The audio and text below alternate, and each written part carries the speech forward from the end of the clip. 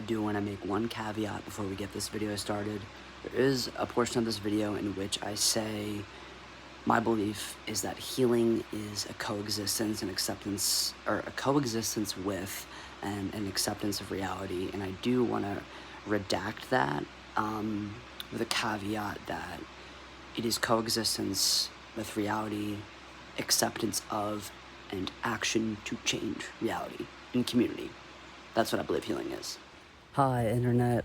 My name is Kiko. I am a 32-year-old trans individual. I'm mostly just a human being, though. And it's the first day of Pride Month, and I'm really stoked about it this year because it's definitely necessary to celebrate Pride. I've been thinking about I'm on a walk to meet up with some friends at the baseball field. And I feel it's super important. I've been kind of struck this year, like hearing a lot of people who have been oppressed, a lot of people that have overcome or that are overcoming, a lot of people that are resilient. I think of Palestinians, I think of queer people, I think of black people, I think of women, I think of black trans women in particular, I think of my non-binary siblings. I am super encouraged and inspired by all people raising their voices right now. And I also feel that I have a story to tell, one that could be helpful to others. And I feel that it is time to tell it. I've been long considering how to share it.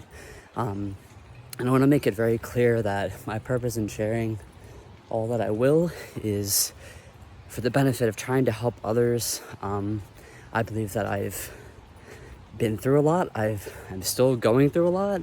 I'm working with it. My personal view on healing is that it is simply coexistence and acceptance of reality. And it is often difficult. It is often joyful. It is often intense. It is often full of feeling, as I believe it should be. If I'm alive, I want to feel it all. I wanted to make a video today. Recently, I just moved to a new place, and the hospital system that is both in the town I used to live in and also like in the big city where I used to live is Penn Medicine.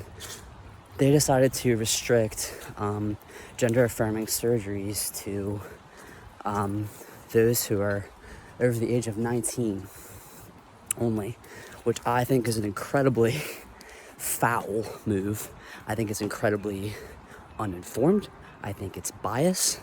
I think specifically that Penn Medicine operating out in Chester County, an area that is already very difficult, if not impossible, to find gender-affirming care, or even a doctor that'll treat you like a human.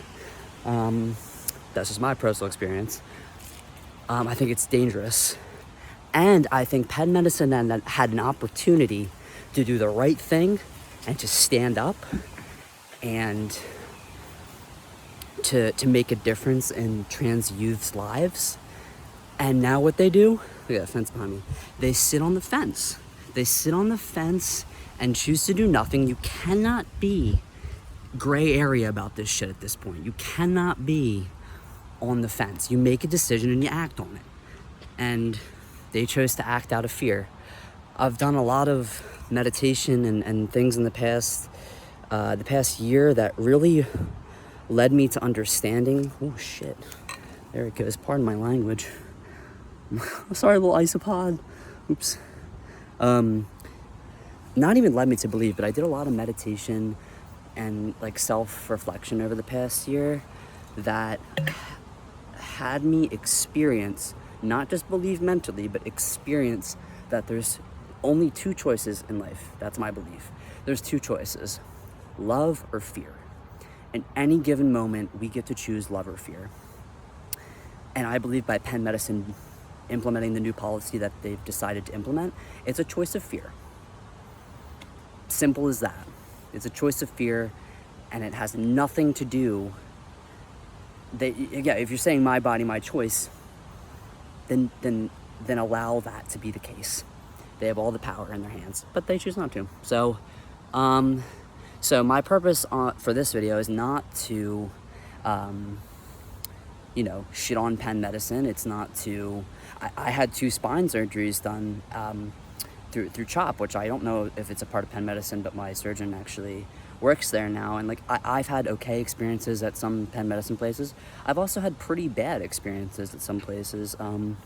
Namely when I interviewed for and got a job at Chester County Hospital and was told that I couldn't use Kiko as my name because it was a nickname.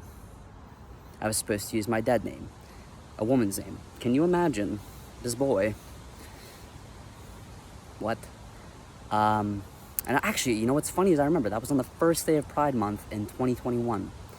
I also had an experience getting a physical there where I told the doctor I was trans, and she very clearly had never worked with a trans individual before. And I'll talk about the reason why that's very important, because I don't believe it's out of hate that she responded this way, but I do absolutely believe it's out of negligence and, be honest here, the inability to humble oneself to say, I don't know, can you teach me?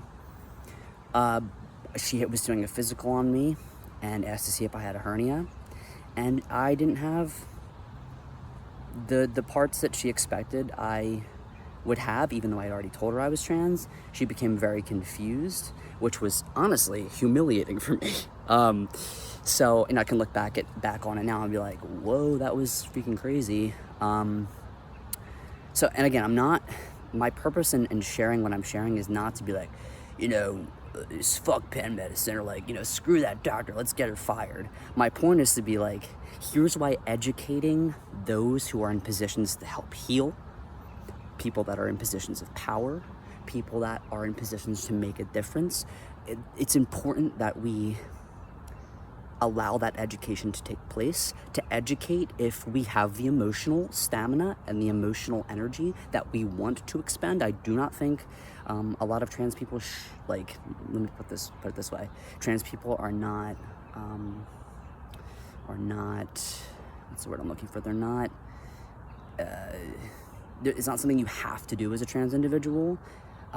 I want to, because I feel like that also gets my story heard, and I have the capacity to. I feel like I'm supposed to, honestly. It's important that I do, because I have the energy. But you're not required, I guess. You're not required to do anything you don't want to do. But so my purpose in making this video today is to talk about why gender affirming care affects all of us, and why it's incredibly important to just zoom out and see the bigger picture. And that's what I'm going to try to do today. I've faced a lot of medical abuse. I've faced a lot of medical negligence. I've also received medical care that has saved my life, mainly due to doctors listening to what I had to say and working with me. Not just shutting me down and saying, this is not what's going on. Not, you know, being like, oh, you know, we can't do this. This is not what's going on. It was almost a collaboration with willingness to listen on my part too, which I'll share about. So this is just my personal experience. I am not an expert on all trans individuals. I am only an expert on me, myself. And my hope is that if you can relate, that you may find some help in this. So basically, so I guess, how will I start this? So I'll start it this way. 2022, I've been transitioning for a couple years medically. I, you know, had grown a little facial hair. I started to pass more as a man. And my thing has always been, I'm not going to be stealth, which for those of you that don't know, means some trans folks like to, or need to, for safety, exist as cis throughout the world. But for me, as a cis-passing white person, I never want to be perceived as a white man. That's not my goal. That's never been my goal. I vowed to never do that. It would be a huge fuck you to the trans community, in my opinion. And I am I was reasonably safe where I lived, and I am free to live openly as a trans individual where I live now, which is a privilege, and I wish it wasn't, but it is. So basically, back in 2022, I had begun doing EMDR therapy to reckon with some past traumas. It was an incredible experience. It certainly saved my life, along with some other therapeutic and spiritual modalities, which I'll get into in other videos. But that was really the kickoff of my like healing journey was EMDR. I had done therapy for years, but really what needed to happen was this processing of trauma and movement through it and movement with it, and how to alchemize that into a healthier life. So I'm handshaking. I'm kind of excited. To be sharing this. So basically, I started to, around that time, like I got a lot of teeth infections. And I'll be honest, I didn't take care much of my teeth growing up. I didn't really brush my teeth as much as I should have. I think a lot of us can relate. I just got a lot of cavities. One time I had 2 abscessed teeth, and I had 2 cavities, and I had to get 2 teeth pulled and 2 root canals on the same day. That was crazy. So I was experiencing a lot of infections, and I personally am a huge believer that like our bodies remember trauma. Our bodies remember the physical traumas we endure, the spiritual traumas we endure, the emotional traumas we endure. And I believe at that time, my body, because of the EMDR, I was like, I have no basis on this other than my personal experience, right?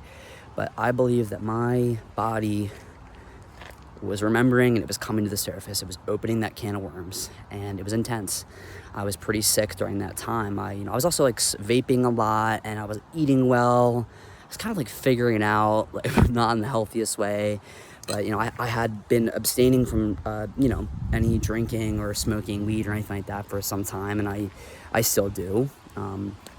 So I was fully kind of raw dog in life. I was like, there was nothing to kind of put a band-aid over the emotions that were coming up, the feelings that were coming up. I had a wise friend last year tell me the mind is for thinking, the body is for feeling. And I kind of was beginning for the first time in a long time to come back into my body. And I don't think I realized till this year, or maybe last year, 2024, how dissociated from my body I was, how numb I really was in my body.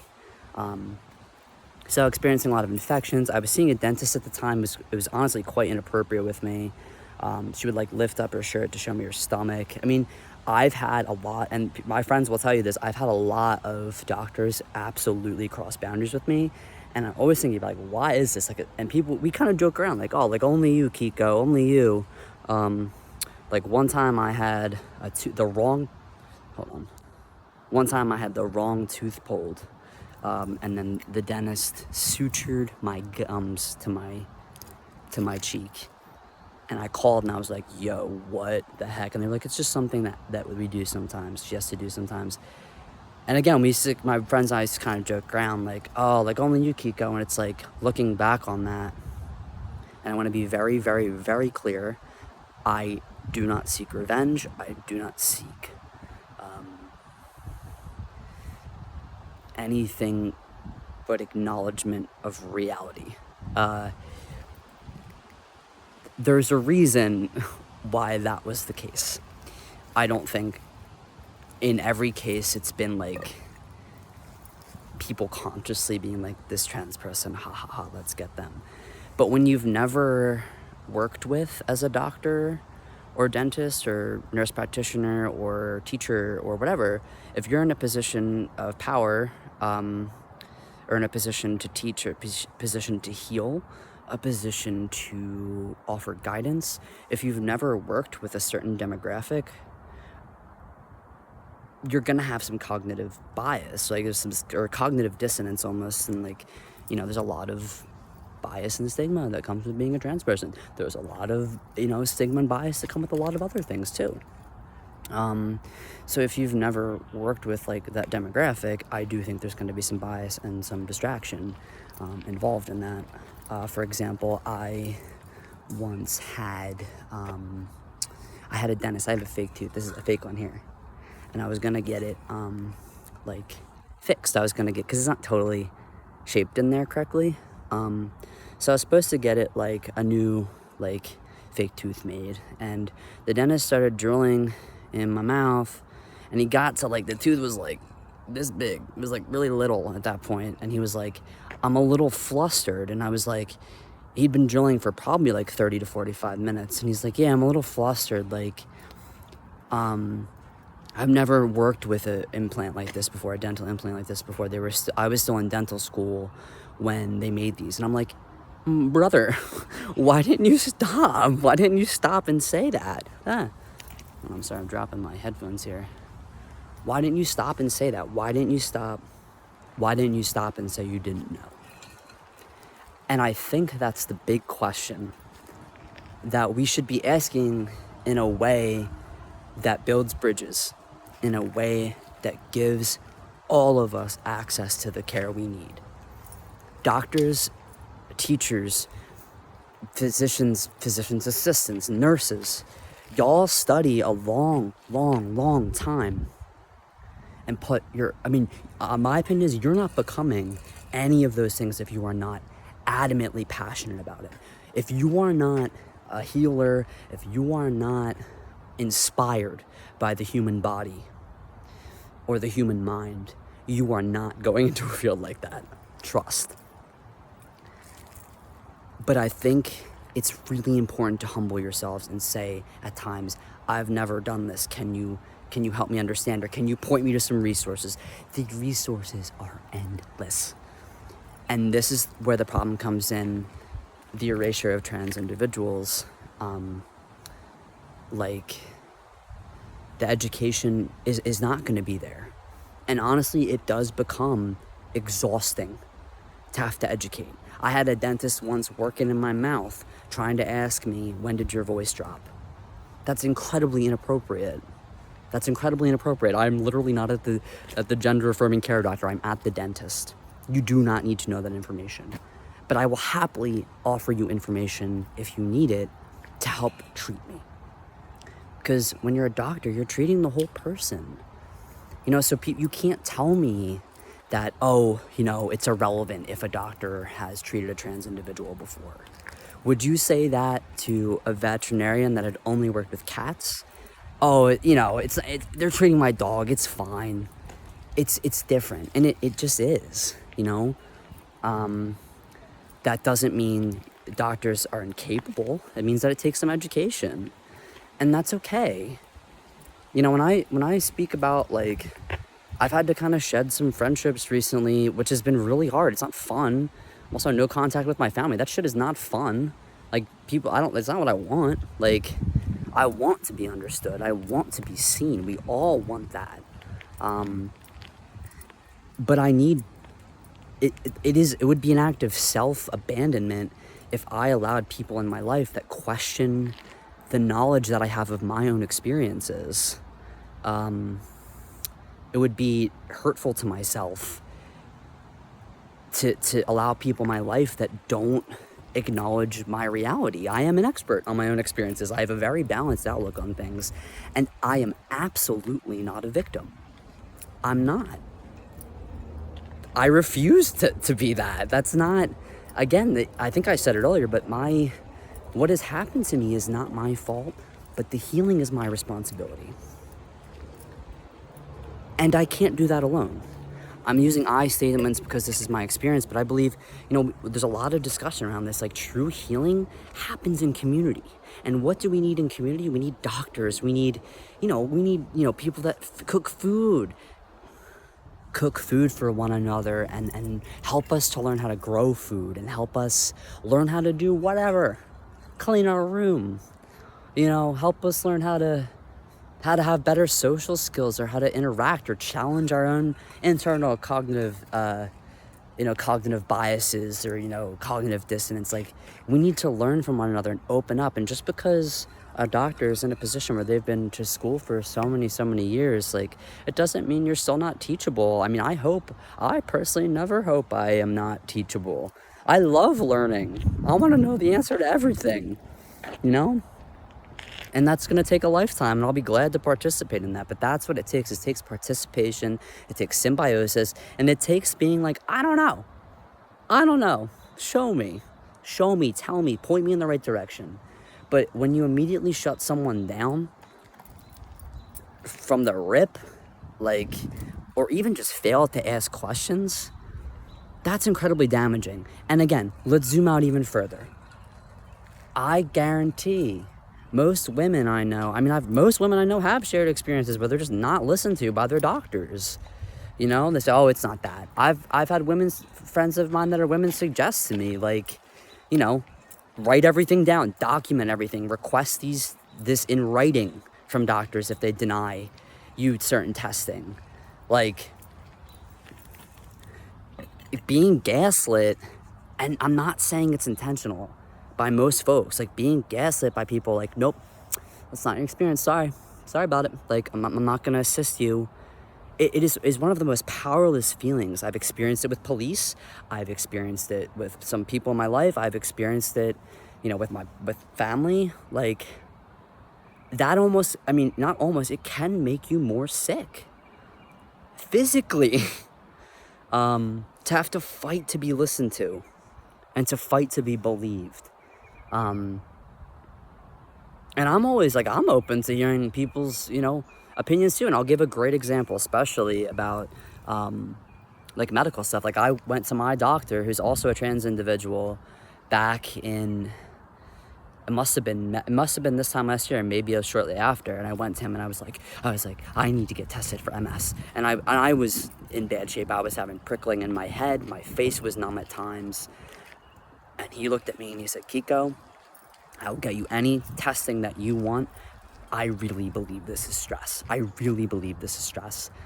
And I did pause for a moment, and I took a deep breath, and I was like, you're right. I was like, so I allowed him to attempt to treat the stress, and guess what? It was stress. So I do think it takes a working relationship, and I do think I also had to humble myself and be like, I was scared. I was so close to death. I had lost 40 pounds and 45 pounds, I think, in 4 months last year, and I had to have surgery on an infection that was being exacerbated by stress. So it was legitimately life or death for me, and I'll get into that in other videos and stuff. But again, I think like the way forward for us as humanity is to, one, acknowledge that we're all human. To act like certain groups of people are not human is violent, and it's not okay. It's erasure, and it's not okay. Trans people are human. Black people are human. Palestinians are human. Women are human. Non-binary people are human. Women are human. Men are human. We're all human. And to begin acting like we're not, one another, like different groups are not, is catastrophic is the word I'm going to use. It is going to be catastrophic. So when we zoom out, like zooming out as far as I can zoom out, we have all not been listened to. We have all been gaslit. We have all been attempted to be erased at times. And for some people, systemically, that's meant death. That's meant, you know, sustained depression for decades and hundreds of thousands of years. It's meant ethnic cleansing for groups. It's meant, you know, genocide. And it doesn't have to get to that point. Like, that's my outreach of a hand to people that are transphobic. That is outreach to like people that are biased, that are racist, that are homophobic, that are like xenophobic, like any, like, because you think, hello, crow. You think about like all of those words, right? Phobia, fear. It's love or fear. That's it. It's love or fear. So like my hand out to you, like outreach to people that like don't believe in equality or equity is like, why? Like, don't you know that we could help one another? Like, I bet I could offer you something, not money, definitely not money or anything like that, but like I could offer you an ear. I'm a very good listener. I could teach you things just like you could teach me things. And I think, again, on both sides, it takes a softening. It takes a softening and like letting the walls down. I think a drawbridge is such a beautiful analogy for this, right? Because there's still that protection. There's still that protection when you need it, right? But you can always let the bridge down to let love in. When you need to defend yourself, right? You know, without getting too specific, I met with someone last year who was in a position of power to help and chose not to. But she gave me some of the best advice I ever got. I kept saying about a certain situation I was in. It was a true harassment situation. And I said, like, I want to build a bridge. I want to build a bridge. And she kind of stopped me and said, Kiko, to build a bridge, the other side has to want to build it. So, I'm letting my drawbridge down, and I'll pull it back up if I need to. And I think, it's important that we try to build bridges with one another and listen to one another's personal experiences, like truly listen, and get vulnerable, which is terrifying. But feel the fear and do it anyway. I mean, I've benefited a lot from just letting myself be a softie. I mean, yeah, it hurts at times, but I mean, it's hurt more to harden. It's hurt more to harden myself. So I don't know if that was it probably was super all over the place, but I think I have shared everything that I feel that I was meant to share. And I'm gonna make some more videos on healing journey stuff. And a lot of the healing I still work with is through a few different lenses, like Maslow's hierarchy of needs, chakras, which to me is pretty much the same thing if you look at it. Yoga, meditation I'm into. I love different religions. I think there's beautiful lessons in every religion, including Catholicism and Christianity. But you didn't think you'd hear that from me, huh? And maybe to close us out, I'll say my favorite prayer is the prayer of St. Francis, and one of the first lines is seek to understand rather than to be understood. And that's really how I try to exist in love, right? If I do feel fear, which I do, if I do act in fear, which I do, I try to say, if this person is being mean to me, what can I understand about their experience? What can I observe about their experience? And oftentimes it's that they're just as afraid as I am, and that they're afraid to get hurt, or they haven't experienced kindness, or they haven't experienced understanding about what they're going through. So to that I say, happy Pride, happy almost summer. Love yourself and love one another, and those two things can exist in kindness together. So I love you. Goodbye.